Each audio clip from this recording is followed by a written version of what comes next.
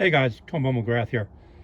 Guru Dan Terrell had an interesting question about how grip shape and handle design affect uh, extraction from soft materials, let's call it, with the Tomahawk. So let's take a look at these various shapes and see how they affect that issue. So if we look at this issue, we're really examining where the curve is and if there's a sharp transition on the point. So for instance, this beard is not sharp, by the way. If this goes into soft tissue, you can see how pulling the handle straight back like this simply puts the edge um, against the interior of the soft tissue. We'll say the ribs, and it's very hard to pull straight out like that, and you don't have the leverage to pull back, that way from this angle, at least not easily. So with a tomahawk like this, you're better off riding up to the top and then coming out, following that curve as you pull, making that type of circle, right? And of course, if you're parallel with the body, then as you do this, you really need to pull out and slide with that long handle. You can't cross into the body with the handle, obviously, right? So let's look at another hawk. If you can see, it's a different issue with the SOG Lagana Vietnam era design, type of design, where you go in, you still get that cam action by pulling out, but because you're on a curve here, it's much easier to draw out. You'll find on targets, I've only done this on, thick cardboard, not on ribs. The ribs are hard to come by. If anyone wants to donate a nice big half pig or pork ribs, I'll be willing to take it. But you see how you do get an easier action. Let me switch over to the dull version of these. So here's a little fast hawk that I deliberately dulled for demo purposes, and you can see it because that curve rides on the inside as a curved surface, not at a point dragging in. It's a lot easier to pull out. There's no need to come up and out in that angle. As a matter of fact, if I hold my hand here, coming up and pulling upward is actually drawing the point through the meat, and it makes it more difficult to come out. So it's easier with this type of hawk to do a straight pullback without a change of grip. Where a change of grip is necessitated by that curve over here and a relative point over here. This one's a bit easier than a full double flare. I'll show you that in a minute. One issue Dan had was sliding up the hand, meeting the metal of the hawk.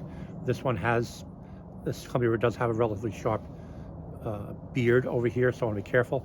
But it also has essentially a widening of the top of the handle that acts a bit as a guard.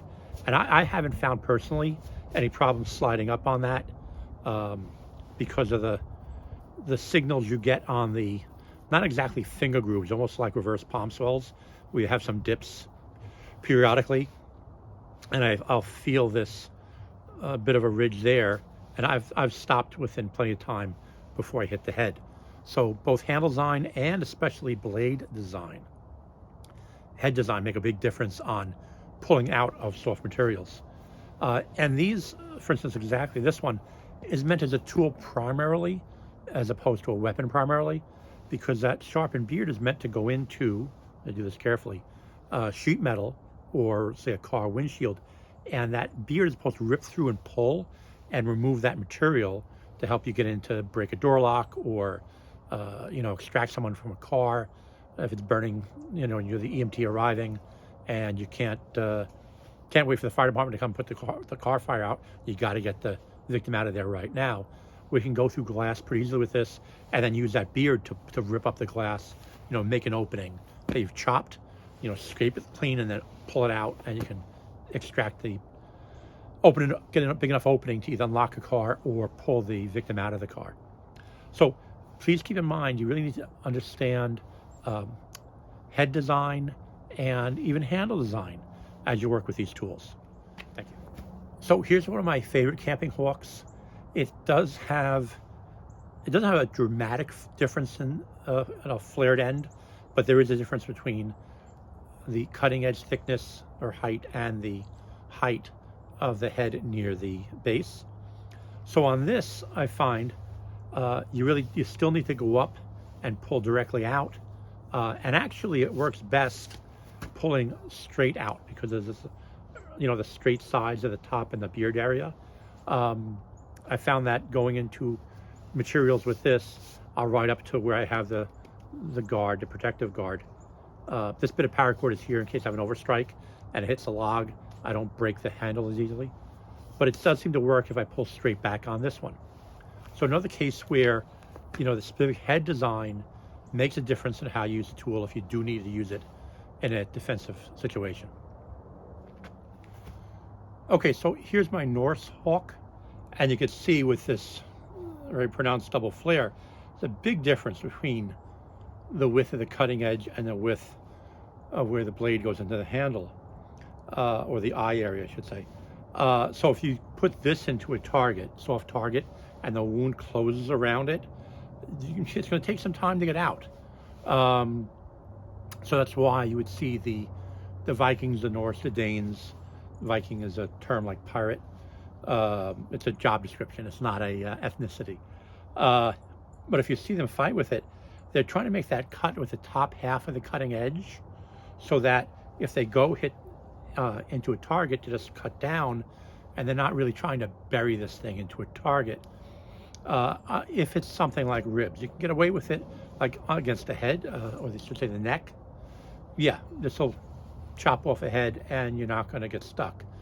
But if you go into the torso, especially horizontally into the ribs, there's a good chance it's going to get stuck in the target, at least long enough for his buddies to take revenge on you. So keep that in mind as you're using all these tools. Different weapon design or different blade shape, different use of that blade.